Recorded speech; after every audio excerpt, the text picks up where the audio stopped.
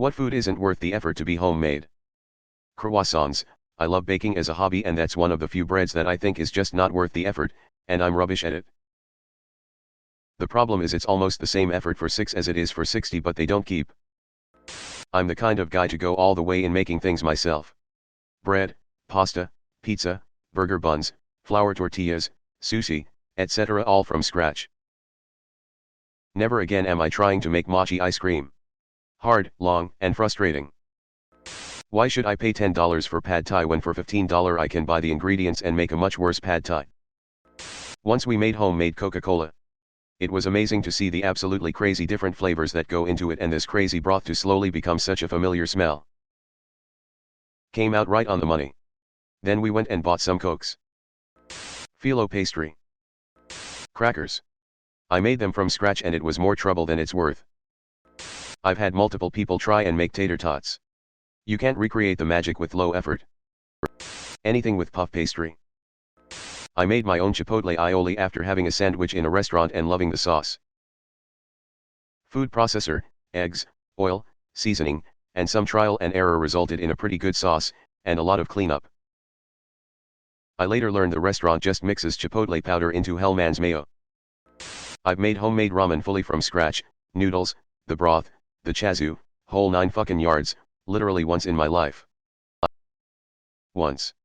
Never doing that shit again.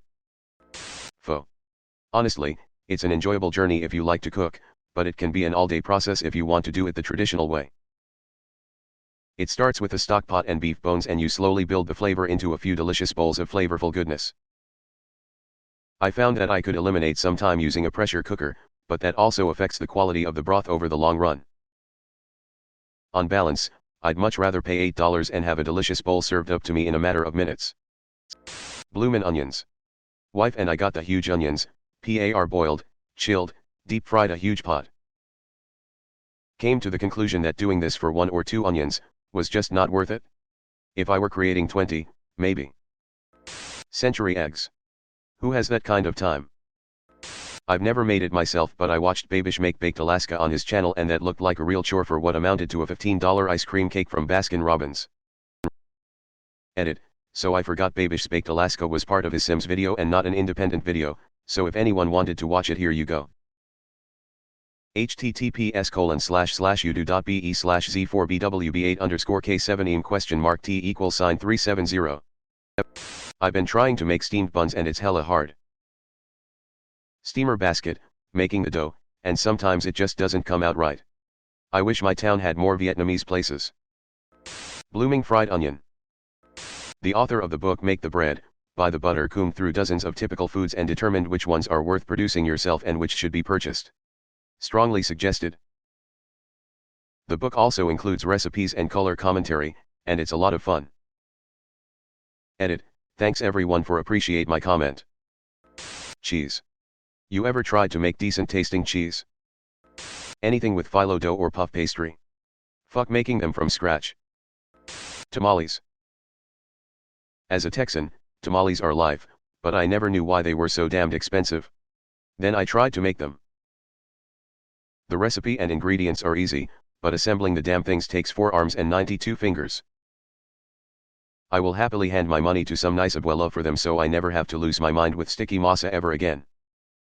Anything with odd ingredients you don't use regularly. Buying ingredients for something that you may eat once in a blue moon is rarely worth it. Just get it at a restaurant. My aunt was a professional baker for a long time. According to her, if you shop at Costco, the answer is cheesecake. She was always particularly good at making cheesecake, and she fully believes there's no reason to put in the effort because the ones they sell are that good. I haven't had her homemade cheesecake in a long time, so I can't compare, but those Costco cheesecakes are the bomb. Also, my cat loves to sleep in the lids. Edit. Cat tax. https://i.imager.com/cszlgzc.jpg. Angel food cake. I once made one for a friend's birthday from scratch. It took a long time to make, and when it came out of the oven I was excited because it tasted exactly like the box mix angel food cake. And then I realized that I spent 7x the money on the scratch ingredients, and it took me so much longer to make the cake from scratch than it does from the box, and I promised myself I would never make it from scratch again. Not an answer, but I generally try to order stuff in restaurants that I know I wouldn't want to make at home. Scotch eggs.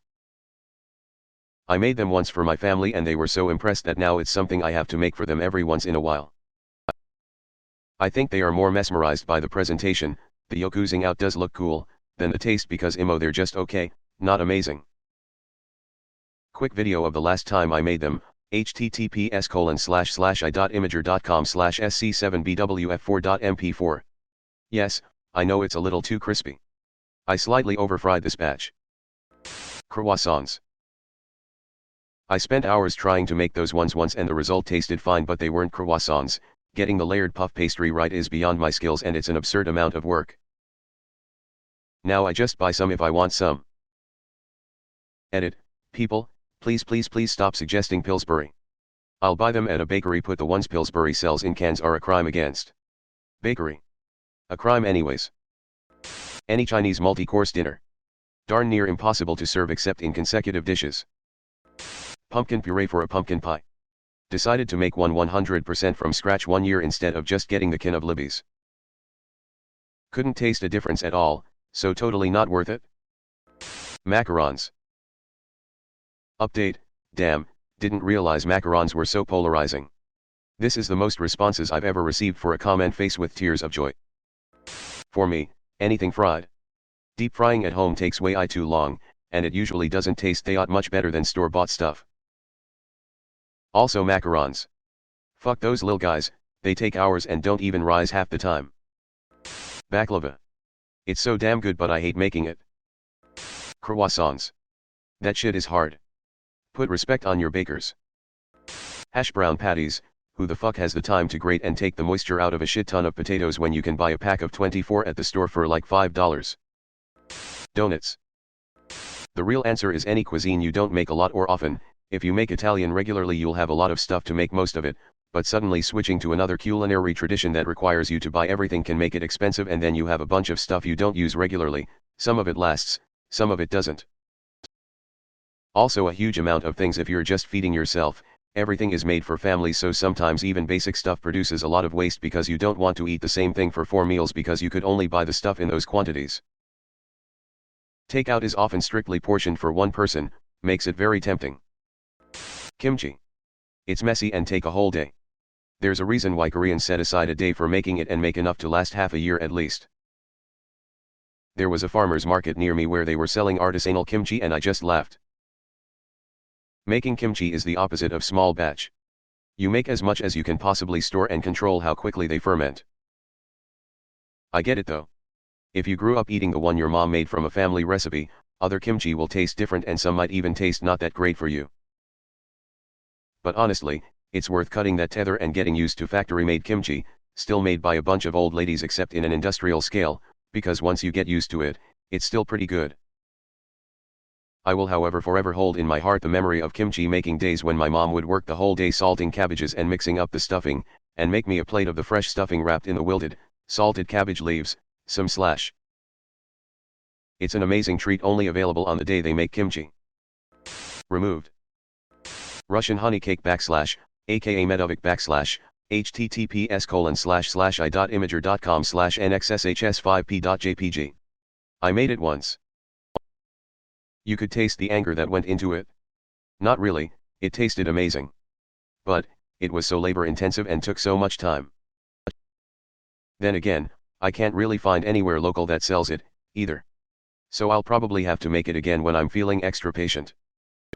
Sourdough bread, at least for me. I don't want to have to maintain a sourdough starter for something I will not make that often. Let the bread gurus have their thing. I'm content with my quick breads. Edit, I love the range of everyone's replies. Half of you are like, easiest thing ever, only takes a minute per year. The other half are like, it's like literally raising children. A lot of pasta stuff, I'm thinking specifically of Pyrgus. Homemade tastes better for sure, but maybe like 25%-50% better than store-bought. However, instead of being a meal that takes 15 minutes, it becomes an all-day affair with hours and hours of work. 50% better taste for 1200% more effort isn't a good homemade improvement ratio IMO.